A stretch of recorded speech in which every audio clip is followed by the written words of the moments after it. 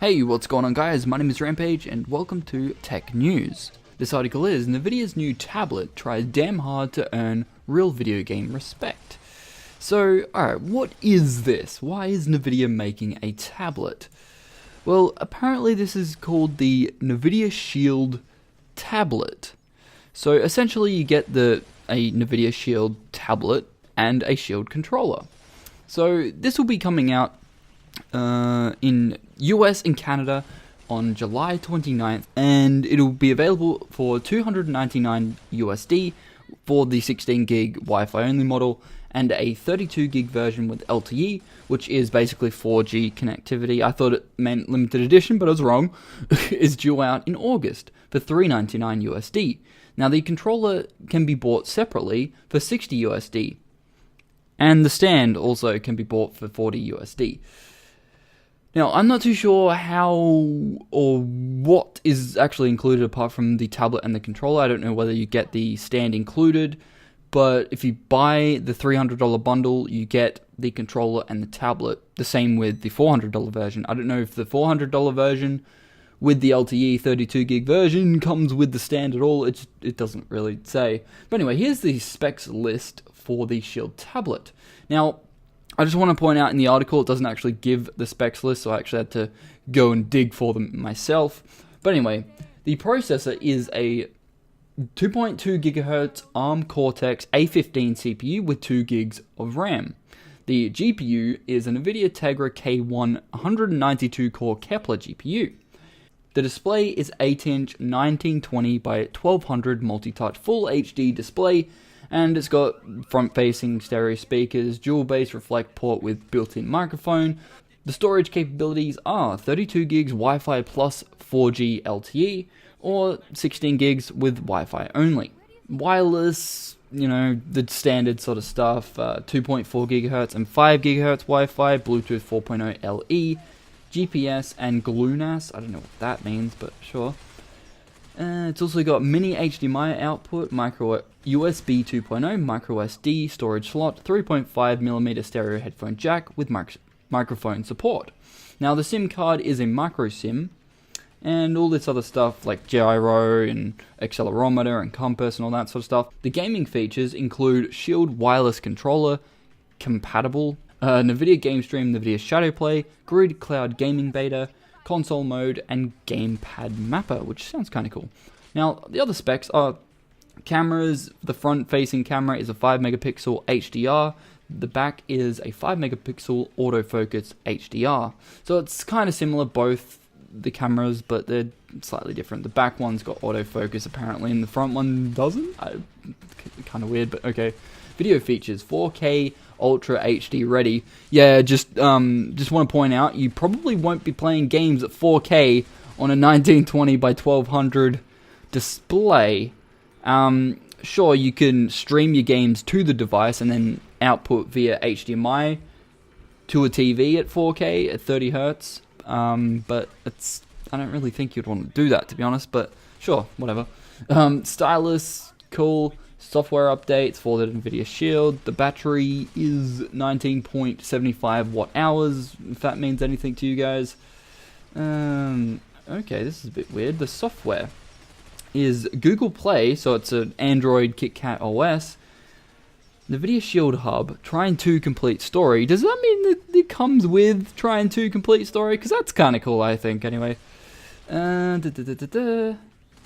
It's unlocked in North America, compatible with AT&T and T-Mobile. Please check bands supported. Okay, outside North America, unlocked. Please check bands supported.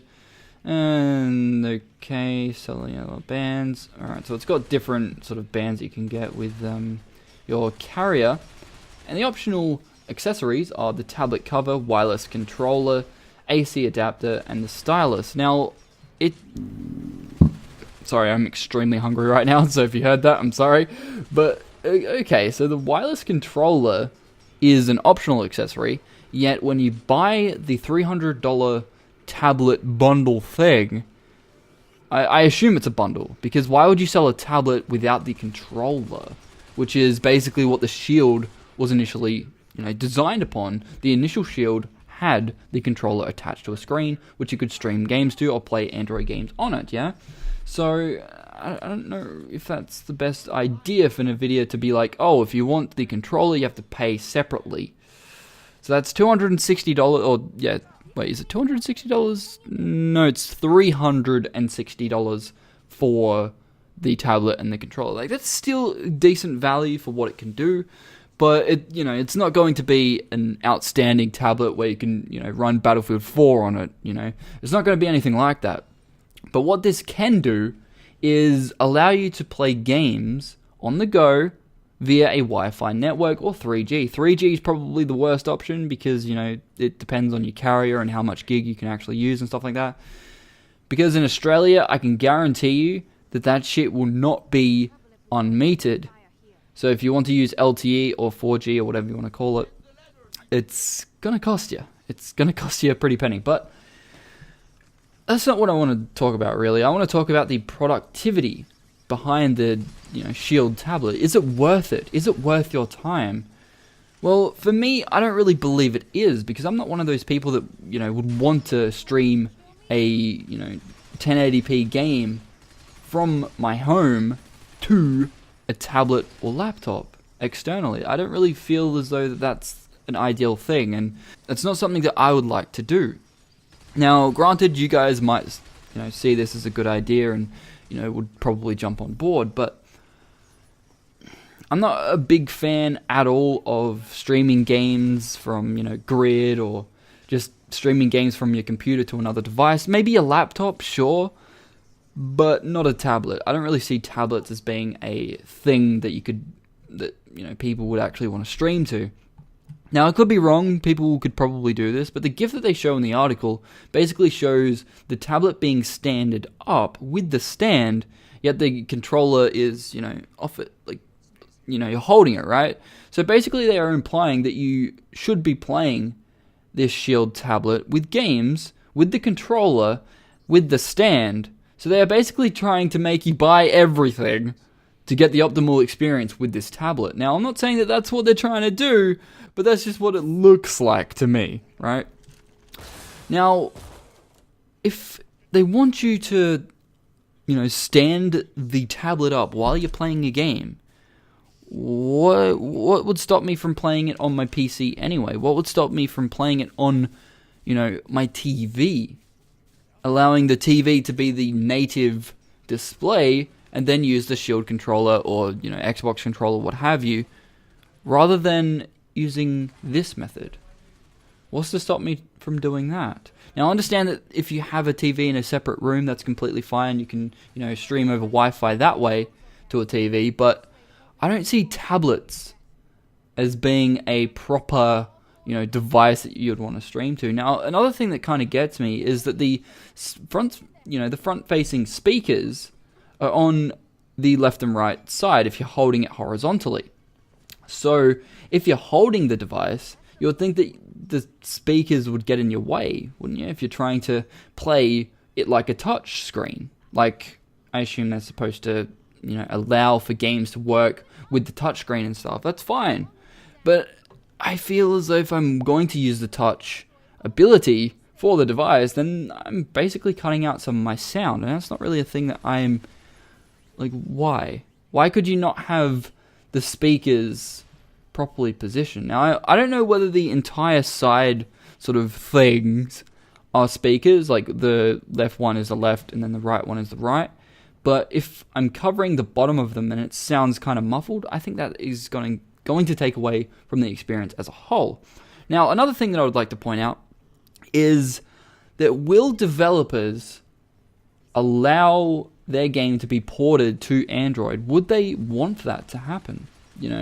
It's not only just that, it's would developers support game stream to an external device? Would they want to do that? Would they want to support Nvidia specifically if they haven't in the past? Say like with Dirt 3 or whatever. Why would an ATI based game, that was optimized for ATI cards, why would they be like, oh, we're going to, support Nvidia now? I don't really see that as a thing, and I don't really see developers jumping on board with this idea, but it is nice to have it. when it's available. What do you guys think? Do you think that this tablet shield is a cool thing, or do you think it's just one of those things that you'll get, play it once, and just never play it again? Because that's what it feels like to me. If I'm spending $300 for a tablet that's based around gaming, then I would want a lot more storage and a lot more RAM and a better internal structure. Like, I would want better hardware if I wanted to play on a tablet, which I don't. Obviously they have to somehow keep it down and keep the cooling genuinely not hot. I understand that. But if you want me to play games on a tablet, at least make it powerful enough so I can actually play anything other than Trine 2. Because Trine 2 is just not demanding at all. It's basically like I'm trying to play Magicka, But anyway, what do you guys think about this? As I said, do you think that this is a good product? Do you think it will, make your gaming life that much more enjoyable? I don't know what else to say, because I think it's kind of stupid. But you guys might have a different opinion. Let me know in the comment section below. My name is Rampage. Please don't forget to rate, comment, and subscribe for more news videos in the future. See you guys next time.